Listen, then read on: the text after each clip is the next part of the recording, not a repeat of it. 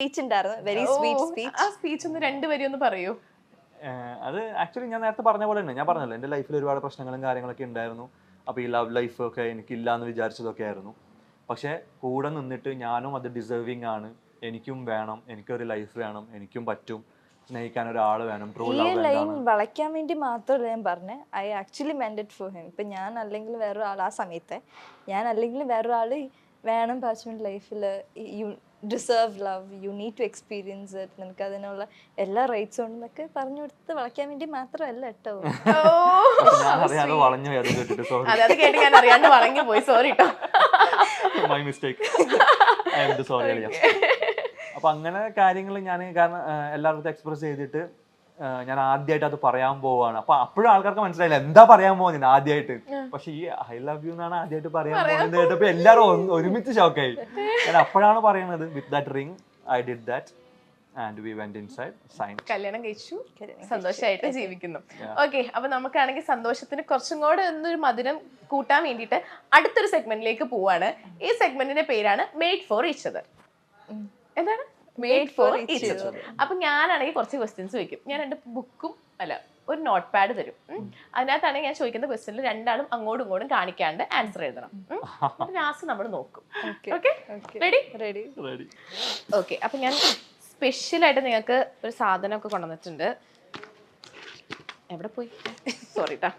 ആ, tongue tongue, രണ്ടുപേർക്കും ഉണ്ട്. ഓക്കെ, ഒരു പേന ഒന്ന് കൊടുക്കണേ. ഓർമ്മ തരണേ. ഓക്കെ, അപ്പം ഞാനിനി കുറച്ച് ക്വസ്റ്റ്യൻസ് വയ്ക്കും. അപ്പം നിങ്ങൾ അങ്ങോട്ടും ഇങ്ങോട്ടും കാണിച്ചു കൊടുക്കരുത്, തന്നെ എഴുതണം കേട്ടോ. ഓക്കെ, സ്റ്റാർട്ട് ചെയ്യാം. റിലേഷനിൽ ആയിരുന്ന റിലേഷൻ അല്ലായിരുന്നു, പക്ഷെ ഞങ്ങളുടെ പ്രൊഡ്യൂസറിന് അറിയില്ലായിരുന്നു. പ്രൊഡ്യൂസറുടെ റിലേഷനിലായിരുന്ന സമയത്ത്, റിലേഷൻ അല്ലാണ്ടിരുന്ന സമയത്ത് പരസ്പരം നൽകിയിരുന്ന ഒരു പ്രോമിസ്. വലുതാക്കി എഴുതണേ, ക്യാമറ കാണാം. വലുതായിട്ട് കുറെ എഫോർട്ട് ഷീറ്റ് ഞാൻ വെച്ചിട്ടുണ്ട്. വലുതാക്കി എഴുതിക്കോ. എന്താ കഥയാണ് എഴുതണേ? ഇല്ല, വലുതാക്കി എഴുതുന്നുണ്ട്. ആ വലുതാക്കി എഴുതുന്നതല്ലേ? അതെ. ഓക്കെ, ആ എന്താ എഴുതിയേക്കുന്നേ? മേഘ എന്താ എഴുതിയേക്കുന്നേ? മേഘ എന്താ എഴുതിയേക്കുന്നേ? മനസ്സിലാവോ എന്തോ? Promise to take care of each other. എന്താണ്? I will show you a better life than your current life. Almost അല്ല, പക്ഷെ ഒരു പണിഷ്മെന്റ് ഉണ്ട്. ആ പണിഷ്മെന്റ് ഉണ്ട്, എന്തായാലും പണിഷ്മെന്റ് ഉണ്ട്. Exactly same, right? Taking care of you, taking care of her, right? അല്ലേ?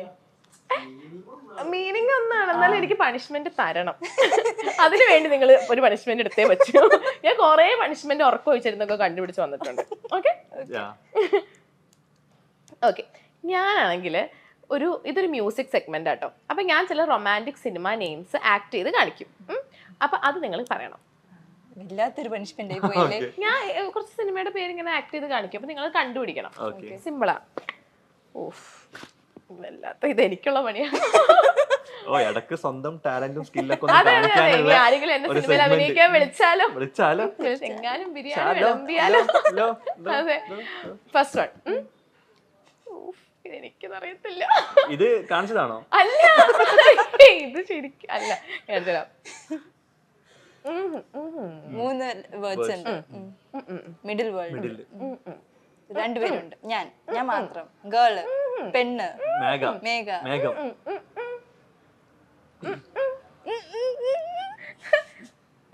മന്ദബുദ്ധി. നിനക്ക്, നിന്റെ. പറയട്ടെ, എന്ന് നിന്റെ മിഡില് വരുന്ന വേറൊന്നും എനിക്ക് അറിയില്ല ആക്ച്വലി. ഇത് ടാലന്റ് ഉണ്ടോന്നല്ല കേട്ടോ, പുള്ളിക്കാരത്തിന് ടാലന്റ് ഉണ്ടോ അല്ലേ? സിനിമയിൽ എടുക്കാൻ ആർക്കെങ്കിലും ഉദ്ദേശം ഉണ്ടെങ്കിൽ ഇത് ടാലന്റ് ഉണ്ടോന്നും അല്ല, എനിക്കത് അറിയുന്നോണ്ടാണ്, എന്റെ ബുദ്ധിയാണ്. എങ്ങനെ കാണിച്ചിരിക്കും?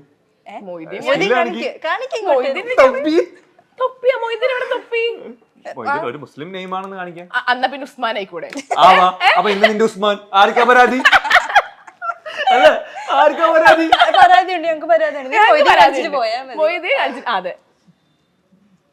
മോതിരം. ഓ ഓ ഫ്രഷ് ഫ്രഷ് ഫ്രഷ്. ഓക്കെ, അടുത്തത്. തടി, ബൈക്ക്, മസിൽ, മസില്, ജിമ്മ്, മസിലല്ലേ ഇത്? ആംസ്, ബൈക്ക്, ചണ്ട ചണ്ട ചണ്ട. എന്തത്? ഇത് ബൈക്കല്ലാട്ടോ, ഇത് ഷോൾഡർ, കാല്, കാല്, ബോഡി, ശരീരം, ബോഡി. അതിങ്ങനെ കാണിച്ചിവിടെ. ഓ സോറി, അത് ബുദ്ധി എനിക്കില്ല. ശരീരം, നിന്റെ ശരീരം, ബോഡി, ഗാർഡ്. അടിപൊളി അടിപൊളി അടിപൊളി അടിപൊളി. Body guard. ഓ ഒരെണ്ണം കൂടെ ഉണ്ട്. മൂന്നാമത്തേത് കേട്ടാ.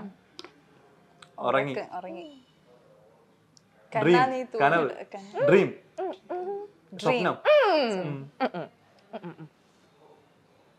ലൈറ്റ്, പ്രകാശം, സൂര്യൻ, ചന്ദ്രൻ, തെങ്ങ്, സ്വപ്നം കൂട്. അടിപൊളി. സൽമാൻ ഒരു ബ്രേക്കപ്പ് കഴിഞ്ഞ് നിൽക്കുന്ന സമയമായിരുന്നു. പിന്നീട് പ്രണയത്തിലൊന്നും വിശ്വാസമില്ലാതെയായി. കരിയറിൽ കൂടുതൽ ശ്രദ്ധിക്കുക, യാത്രകൾ ചെയ്യുക എന്നതൊക്കെയായിരുന്നു സൽമാന്റെ തീരുമാനം. ആ സമയത്താണ് മേഘ പ്രപ്പോസ് ചെയ്യുന്നത്. അത് പ്രായത്തിന്റെ പക്വതക്കുറവായിരിക്കും എന്ന് കരുതി സൽമാൻ റിജക്റ്റ് ചെയ്തു. നീണ്ട ഒരു ഉപദേശവും തന്നു എന്നാണ് മേഘ പറയുന്നത്. മേഘയും ആ സമയത്ത് ചില ഫാമിലി പ്രശ്നങ്ങൾ നേരിടുന്നുണ്ടായിരുന്നു. അതിനൊക്കെ സൽമാൻ കൂടെ നിൽക്കുകയും ആശ്വാസമാവുകയും ചെയ്തിട്ടുണ്ട്. അതുകൊണ്ട് തോന്നുന്നതാകും എന്ന് സൽമാൻ പറഞ്ഞു. ഇപ്പോൾ നീ പഠിക്കേണ്ട പ്രായമാണ്, ആദ്യം പഠനം പൂർത്തിയാക്കുക. ഇത് കാഷ്വലായി വിടൂ. കുറച്ച് വർഷങ്ങൾ കഴിഞ്ഞിട്ടും നിന്റെ ഉള്ളിൽ ഈ ഫീലിങ്സ് ഇതേപോലെ ഉണ്ടോ എന്ന് നോക്കൂ. ഉണ്ടാവില്ല. അപ്പോൾ പുതിയ ചുറ്റുപാടുകൾ നിന്നെ മാറ്റും എന്നൊക്കെ പറഞ്ഞാണ് സൽമാൻ ഒഴിവാക്കാൻ ശ്രമിച്ചത്. തങ്ങൾ രണ്ട് മതത്തിൽപ്പെട്ടവരാണ്, പ്രായവ്യത്യാസമുണ്ട്. എന്നാൽ ഇന്നത് വലിയ കാര്യമല്ല എന്നാണ് മേഘയും സൽമാനും പറയുന്നത്. പരസ്പര സ്നേഹവും അണ്ടർസ്റ്റാൻഡിങ്ങും വിശ്വാസവും ഉണ്ടെങ്കിൽ രണ്ടുപേരുടെ ജീവിതം അവരുടെ സ്വാതന്ത്ര്യമാണെന്ന് മേഘയും സൽമാനും പറയുന്നു.